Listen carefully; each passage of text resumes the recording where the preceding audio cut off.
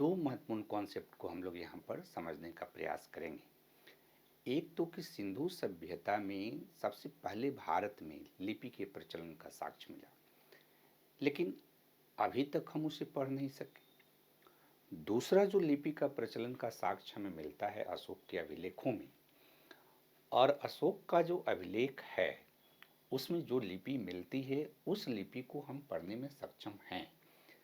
यानी दरअसल अगर लेखन कला के इतिहास का सटीक जानकारी अगर हम प्राप्त करना चाहते हैं भारतीय इतिहास के अंतर्गत, तो ये अशोक के अभिलेखों में जो लिपि मिली है इसी से भारत में लेखन कला का या लिपि के इतिहास के बारे में जानकारी मिलती है।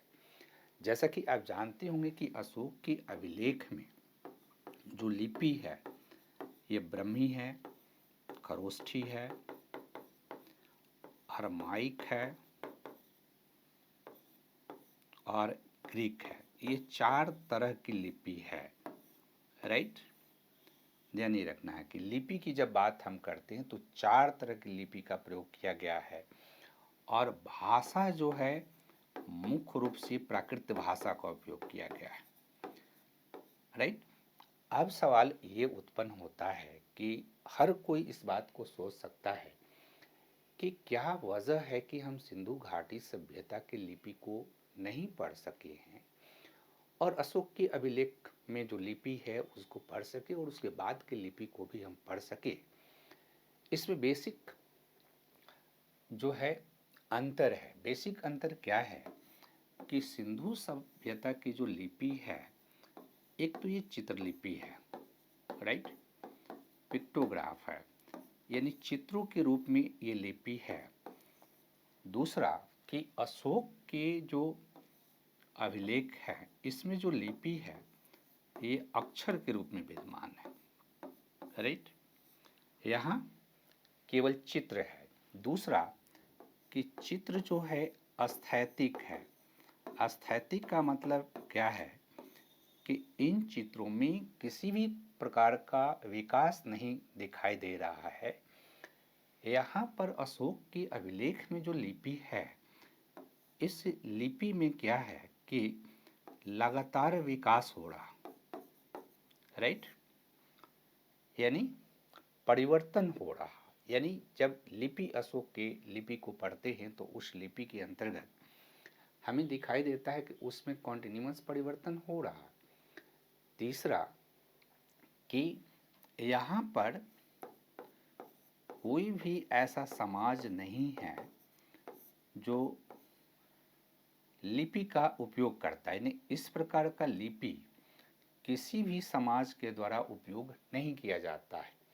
यानी वर्तमान में कोई ऐसा समाज, कोई ऐसी सोसाइटी नहीं है जो सिंधु सभ्यता के लिपि के जैसा लिपि का प्रयोग करता हो। और यहाँ भी ये कठिनाई हमारे पास आती है, जबकि अशोक के अभिलेख में आप देखेंगे कि अशोक के अभिलेख में जो ब्रह्मी लिपि है, इसी ब्रह्मी लिपि से बाद के दिनों में देवनागरी लिपि का विकास हुआ। राइट,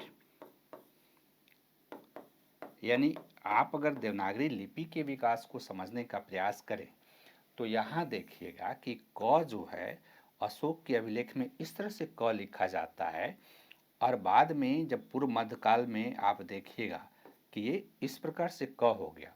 यानी अशोक के बाद कुछ मौर्योत्तर काल में उसमें परिवर्तन होता है, कुछ गुप्त काल में परिवर्तन होता है, कुछ गुप्तोत्तर काल में परिवर्तन होता है, और इस परिवर्तन के परिप्रेक्ष्य में हम वर्तमान से पास्ट की ओर भी जा कर के उसके लिपि को पढ़ सकते हैं। साथ ही साथ अशोक की जो लिपि है उसमें चार प्रकार की लिपि का प्रयोग किया गया है, जबकि यहाँ जो है केवल समरूप लिपि है। चूंकि चार प्रकार की लिपि का प्रयोग किया गया है तो अगर हम खरोष्ठी लिपि भी पढ़ना जानते हैं तो उसके आधार पर जो है हम उसके लिपि को पढ़ सकते हैं। और कुछ जगहों पर लिपि जो है दो अलग अलग फॉर्मेट में है, यानी खरोष्ठी भी है, अरमाइक भी है, ये अरमाइक है और ग्रीक है। तो इसको मिलाकर के जब हम उसको पढ़ने का प्रयास करते हैं तो हम उसको पढ़ लेते हैं।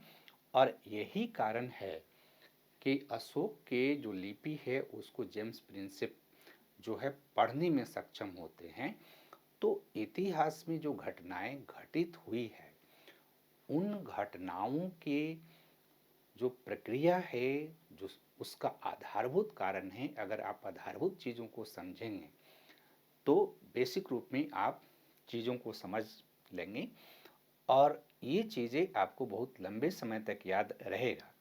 आप देखिएगा कि अशोक की जो ब्रह्मी लिपि है वो बाएं से दाएं की ओर लिखी जा रही है, ग्रीक भी बाएं से दाएं की ओर लिखी जा रही है, खरोष्टी और अरमाइक दाएं से बाएं की ओर लिखी जा रही है।